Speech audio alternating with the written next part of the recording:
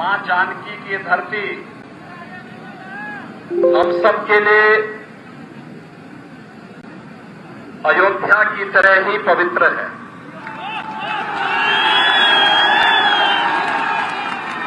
भाइयों बहनों, हम सब जानते हैं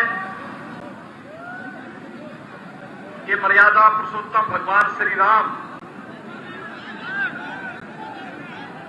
माता जानकी के बगैर अधूरे माने जाते हैं, इसलिए जय सीताराम कहते हैं।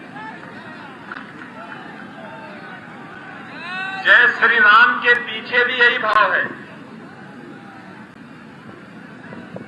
और हम सबके लिए एक पवित्र भाव के साथ मां जानकी की धरती उसी आस्था और उसी श्रद्धा की प्रतीक होने के नाते मैं सचमुच अपने आप को बहुत गौरवशाली मानता हूं और आनंद की अनुभूति कर रहा हूं कि मां जानकी की इस पावन धरती पर आकर के आप सबके साथ संवाद बनाने का मुझे एक अवसर प्राप्त होना है। आज के इस चुनावी सभा में उपस्थित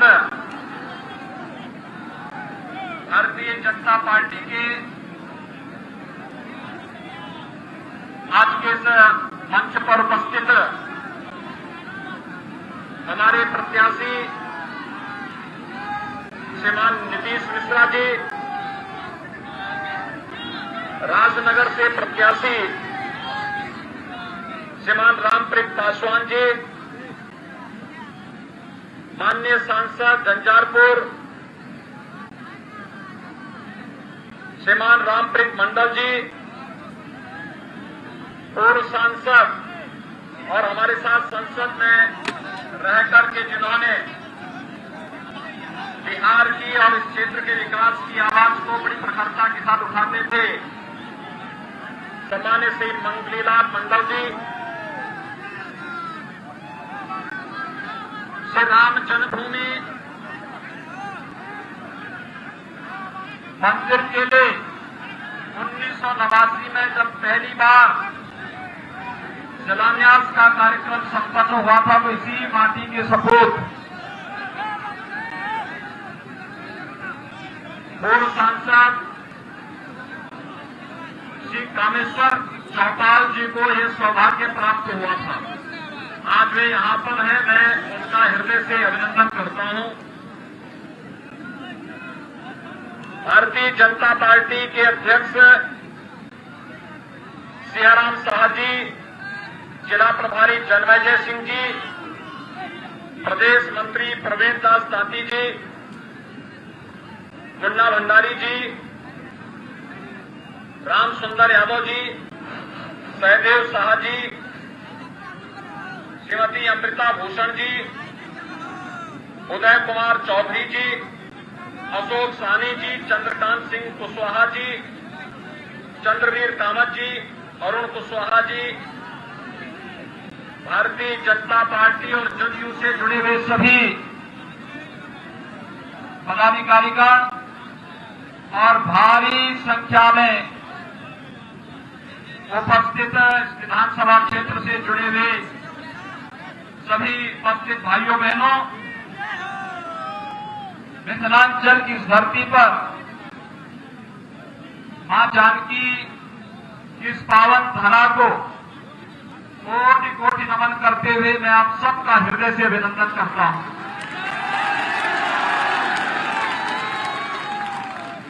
भाइयों बहनों,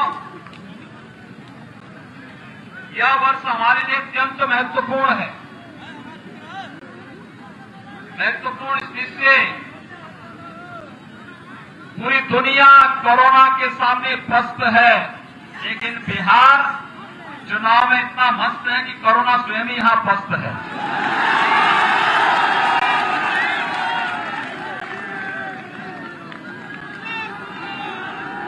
कल मैं देख रहा था बिहार के उत्साह को। कोरोना वायरस के संक्रमण को दरकिनार करते हुए 54% मतदान हुआ है और भाइयों बहनों, जब 3 नवंबर को दूसरे चरण का मतदान होगा तो इस मतदान के प्रतिशत को 70% तक पहुंचाने की आवश्यकता है।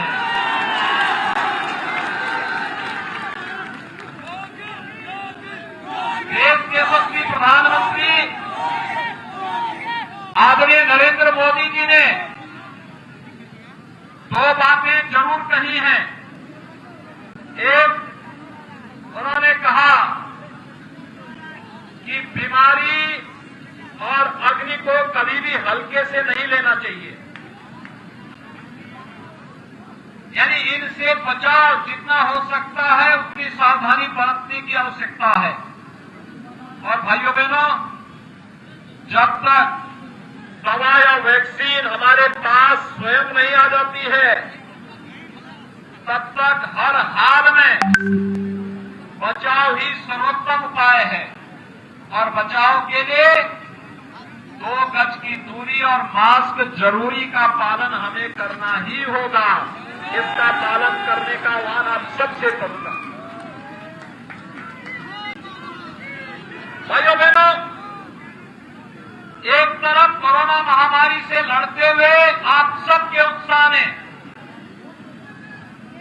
दुनिया के सामने एक नई नजीर प्रस्तुत की है, और दूसरी तरफ 500 वर्षों की देश और दुनिया की एक जो ठीस थी, अयोध्या में भगवान राम के भव्य मंदिर के निर्माण के कार्य का शुभारंभ आदरणीय प्रधानमंत्री जी के कर कमलों से 5 अगस्त 2020 को प्रारंभ हो चुका है। इसके लिए मिथिलांचल वासियों को बधाई देने और अभिनंदन करने के लिए आया। और मैं सही बता रहा हूं कि मेरी हार्दिक इच्छा थी कि श्रीमान कामेश्वर चौपाल जी की तरह ही आपकी उपस्थिति भी उस अवसर पर अयोध्या में हो, लेकिन भाइयों बहनों, कोरोना संक्रमण को देखते हुए हम लोगों ने कम संख्या में अतिथि बुलाए थे, लेकिन कार्यक्रम का लाइव प्रसारण भी करवाया गया। और हम लोगों की हार्दिक इच्छा होगी कोरोना को परास्त करके अयोध्या में भगवान राम का भव्य मंदिर का निर्माण करके हर मिथिलांचल वासी अयोध्या में आकर के राम जानकी का दर्शन करके अपने जन्म और जीवन को पुण्य अर्जन का भागीदार बनाए। इस दृष्टि से आपको अग्रिम आमंत्रण देने के लिए भी आज मैं विशेष रूप से यहां आया हूं। मां जानकी की कृपा से धरती बड़ी पवित्र धरती है। देश और दुनिया को अनेक विद्वान और अनेक महारथी जीवन के अनेक क्षेत्र के इस धरती ने दिए हैं। भाइयों बहनों, स्वाभाविक रूप से एक स्वाभाविक आकर्षण देश और दुनिया का इस धरती के प्रति जुड़ता है। राज्य व्यवस्था का संचालन कैसे होता है, मिथिला उसका एक उदाहरण है। महाराज मिथि से प्रारंभ चली परंपरा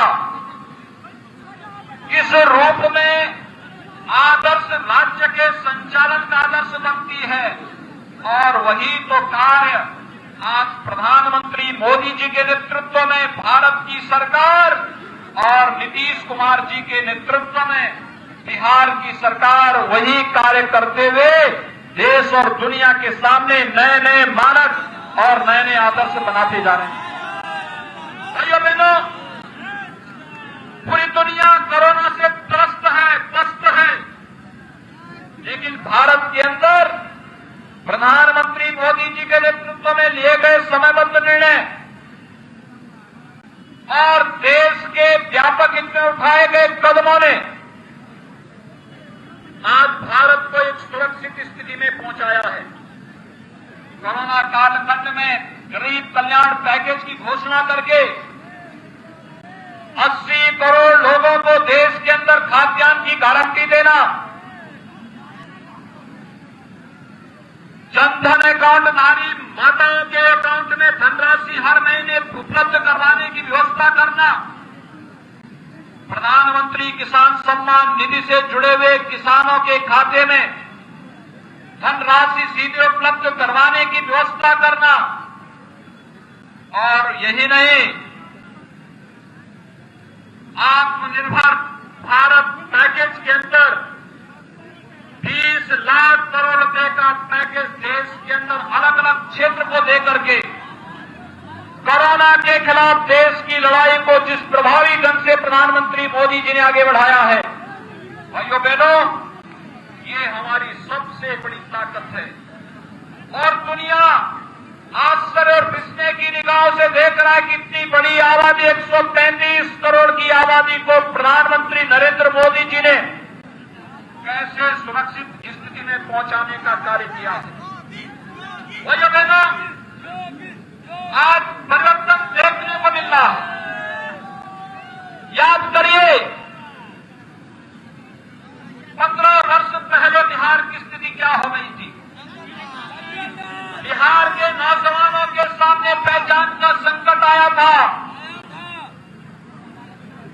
विश्वास का एक नया संकट खड़ा हुआ था, और यूपीए की सरकार ने 2004 से 2014 के बीच में भी आपने देखा होगा, रोज नए घोटाले, कभी स्पेक्ट्रम घोटाला, कभी कॉमनवेल्थ घोटाला, कभी पोल घोटाला, और घोटाले करके इन नौजवानों के जीवन के साथ जिन लोगों ने, कांग्रेस और राजद के लोगों ने जिन्होंने खिलवाड़ किया था, जिन लोगों ने पहचान का संकट खड़ा किया था, वही लोग आज रोजगार का एक झुनझुना लेकर के एक बार फिर से आकर के जनता की आंखों में धूल झोंकने का कार्य करना चाहते हैं। इसलिए भाइयों बहनों, बिहार की ऊर्जा का लोहा देश और दुनिया मानती है। इनके इस रोजगार के झुनझुने में जाने की आवश्यकता नहीं। हम सब इस बात को जानते हैं, पहचानते हैं। ये लोग धोखा करने वाले लोग हैं। इन्होंने देश के साथ धोखा दिया। इनके लिए तो देश महत्वपूर्ण नहीं, समाज भी महत्वपूर्ण नहीं, इनके लिए स्वयं का परिवार महत्वपूर्ण है। याद करिए भाइयों बहनों, मैं आपसे पूछना चाहता हूं, भारतीय जनता पार्टी में एक सामान्य कार्यकर्ता भारतीय जनता पार्टी का राष्ट्रीय अध्यक्ष हो सकता है, प्रधानमंत्री और मुख्यमंत्री बन सकता है, विधायक और सांसद बन सकता है, लेकिन क्या कांग्रेस में एक सामान्य कार्यकर्ता कांग्रेस का राष्ट्रीय अध्यक्ष बन सकता है क्या? क्योंकि वहां तो एक ही परिवार के लोगों को बनना है। और क्या ऐसे ही राजद के अंदर भी क्या कोई बाहर का कोई व्यक्ति वहां का अध्यक्ष बन सकता है क्या? तो फिर इनसे कुछ उम्मीद करते हैं क्या? और ये लोग तो फिर से बिहार में नक्सलवाद को और माओवादी हिंसा को भड़काना चाहते हैं, जिसे नीतीश कुमार जी ने 15 वर्ष पहले समाप्त कर दिया है। आज भाकपा माले के साथ और कम्युनिस्टों के साथ इनका गठबंधन इस बात की गारंटी दे रहा है, ये लोग फिर से अराजकता और जंगल राज लाने की तैयारी कर चुके हैं। और भाइयों बहनों, इसे बिहार के अंदर फिर से नहीं आने देना। याद करिए 6 वर्ष पहले आपने देश की बागडोर नरेंद्र मोदी जी के हाथों सौंपी थी, और 6 वर्ष के अंदर प्रधानमंत्री मोदी जी ने 3 करोड़ गरीबों को एक आवास उपलब्ध कराया, 4 करोड़ गरीबों को विद्युत के निःशुल्क कनेक्शन उपलब्ध करवाए, 8 करोड़ गरीबों को रसोई गैस का निःशुल्क कनेक्शन उपलब्ध करवाया, 10 करोड़ गरीबों के लिए एक शौचालय उपलब्ध करवाए, 15 करोड़ गरीबों को प्रधानमंत्री मुद्रा योजना से लोन उपलब्ध करवा करके आर्थिक स्वावलंबन की ओर लेकर के गए, 35 करोड़ गरीबों के लिए जनधन अकाउंट खोल करके उन्हें आर्थिक स्वावलंबन की ओर अग्रसर किया, 12 करोड़ किसानों के खाते में प्रधानमंत्री किसान सम्मान निधि के साथ जोड़ने का कार्य किया और 50 करोड़ गरीबों को आयुष्मान भारत में 5 लाख रुपए सालाना स्वास्थ्य बीमा का कवर देने के साथ ही कोरोना कालखंड में और अभी भी 80 करोड़ लोगों को निःशुल्क खाद्यान्न उपलब्ध कराने का कार्य कोई कर रहा है। प्रधानमंत्री मोदी जी के नेतृत्व में भारतीय जनता पार्टी और जदयू गठबंधन कर रहा है। मैं पूछना चाहता हूं, भाइयों बहनों, पूछना चाहते हैं कांग्रेस और राजद के गठबंधन को, इनको भी देश के अंदर शासन करने का अवसर प्राप्त हुआ था। इन्होंने कौन से लोक कल्याणकारी कार्य किए? इन्होंने देश में समस्याएं जरूर दी, बेईमानी इन्होंने फैलाई, भ्रष्टाचार इन्होंने फैलाया, परिवारवाद इन्होंने फैलाया, जातिवाद इन्होंने फैलाया, नक्सलवाद इन्होंने फैलाया, आतंकवाद इन्होंने किया और नारी गरिमा को भी ठेस इन्होंने पहुंचाई। प्रधानमंत्री मोदी जी ने जब 2019 में दूसरी बार प्रधानमंत्री पद की शपथ ली थी, तब उन्होंने कहा था कि पहले 5 वर्ष देश के गरीबों के कल्याण के लिए, अगले 5 वर्ष भारत के उत्थान के लिए, भारत को दुनिया की एक महाशक्ति बनाने के लिए हम लोग कार्य करेंगे। और भाइयों बहनों, उसकी शुरुआत होती है नारी गरिमा और सुरक्षा से। यद्यपि पहले अपने कार्यकाल में उन्होंने नारी गरिमा के लिए तमाम कार्यक्रम किए, बेटी बचाओ बेटी पढ़ाओ का कार्यक्रम रहा हो, या फिर 10 करोड़ परिवारों को शौचालय देकर के न केवल स्वस्थ रहने की बल्कि नारी गरिमा की रक्षा का अभियान उन्होंने प्रारंभ किया। अभी तो अगले चरण में भाइयों बहनों 3 तलाक की कुप्रथा को सदैव के लिए समाप्त करने का कार्य भी किसी ने कहा, प्रधानमंत्री मोदी जी ने किया। नहीं तो इससे पहले आधी आबादी को अपमानित होना पड़ता था, लेकिन प्रधानमंत्री मोदी जी ने 3 तलाक की कुप्रथा के लिए सदैव के लिए उस पर प्रतिबंध लगा करके समाप्त करके नारी गरिमा की रक्षा भी 3 तलाक की कुप्रथा पर लगाम लगा करके करने का कार्य किया प्रधानमंत्री मोदी जी ने किया। और भाइयों बहनों, देश के अंदर इससे पहले आपने देखा होगा मुंबई में जब आतंकी हमला हुआ था, उस आतंकी हमले के समय देश इस्लाम को बोलता था कि ये पाकिस्तान का कायराना हरकत है, पाकिस्तान को जवाब दिया जाना चाहिए। कांग्रेस नेतृत्व मुंह छुपाए फिरता था और कहता था नहीं, पाकिस्तान के खिलाफ कोई कार्रवाई नहीं करेंगे क्योंकि कहीं पाकिस्तान एटम बम का उपयोग न कर ले। भाइयों बहनों, याद करिए, जब कश्मीर के अंदर सीआरपीएफ के एक काफिले पर एक आतंकी हमला हुआ था, पाकिस्तान का नाम सामने आते ही भारत के बहादुर जवान पाकिस्तान के अंदर घुस करके आतंकी कैंपों को नष्ट करने का कार्य मोदी जी के समय में करते हैं। भारत, ये है नया भारत, ये है न्यू इंडिया। हमने भारत के स्वाभिमान और सम्मान के साथ खिलवाड़ करने की छूट किसी को नहीं दी, और चाहे पाकिस्तान हो या चाहे कोई हो, अगर भारत की तरफ टेढ़ी नजरों से देखने का दुस्साहस करेगा तो फिर उसका मुंहतोड़ जवाब देने के लिए हमारी बात को सेना खड़ी है। और ये कार्य प्रधानमंत्री मोदी जी के नेतृत्व में आज भारत पूरी मजबूती के साथ कार्य कर रहा है।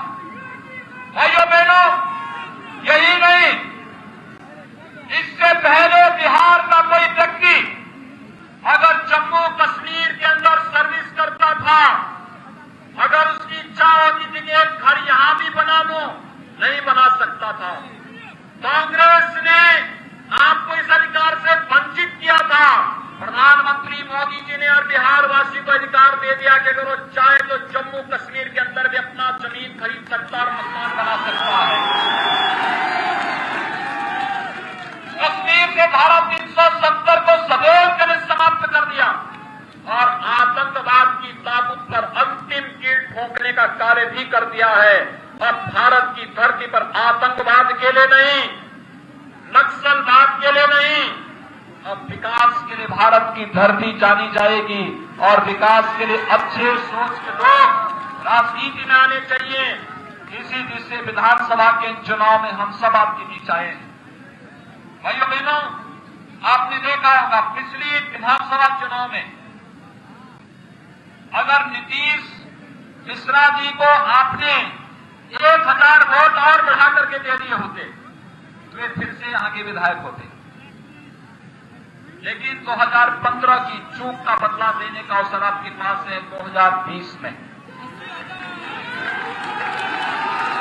भाइयों बहनों, उस चूक को, क्योंकि बहुत अच्छी लड़ाई आप लोगों ने लड़ी थी, लेकिन मतदान का प्रतिशत आप थोड़ा और बढ़ा देते तो वह कई हजार वोटों से चुनाव जीत करके यहां से चले गए होते।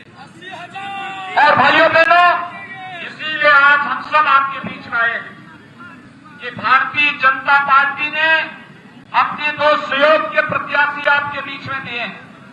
भारतीय जनता पार्टी जदयू का जो गठबंधन है ये एनडीए के रूप में आपके बीच में आया है और एनडीए एक भारत श्रेष्ठ भारत की परिकल्पना को साकार करने वाला, विकास को प्राथमिकता देने वाला, राजनीति की धुरी को बदल करके जाति मत मजहब के आधार पर, क्षेत्र भाषा से हटा करके, इन सब से अलग हट करके हमने गांव को, गरीब को, किसान को, नौजवान को, महिलाओं को और समाज के प्रत्येक तबके को विकास की मुख्य धारा के साथ जोड़ने का कार्य किया। मतदान दिए गए, शौचालय दिए गए, विद्युत और रसोई गैस के कनेक्शन उपलब्ध कराए गए, आयुष्मान भारत के कार्ड उपलब्ध कराए गए। क्या किसी की जाति, किसी का मत, किसी का मजहब, किसी का क्षेत्र, किसी की भाषा देखी गई? क्या सबको दिया? सबका साथ, सबका विकास। हमने सबके हित के लिए कार्य किया। भाइयों बहनों, जब सबके हित के लिए कार्य किया गया तो वोट भी तो सबका मिलना चाहिए, मिलना चाहिए। आप सभी सहमत हैं? सभी लोग सहमत हैं और इसीलिए आज आपसे अपील करने के लिए आया हूं। भाइयों बहनों, जो कुछ भी भारतीय जनता पार्टी ने कहा था वो करके दिखाया है। हम पे यह आरोप लगता था कि अयोध्या में मंदिर नहीं बना रहे हैं, अब तो वह कार्य करके भी आ गए। इसलिए इससे पहले ही हमारा संकल्प जो था, हम लोगों ने तो कामेश्वर चौपाल जी को आपके बीच में पहले भेज दिया था और इसीलिए मिथिला के ही एक सपूत से कि देश के अंदर हमारे यहां कोई भेदभाव नहीं।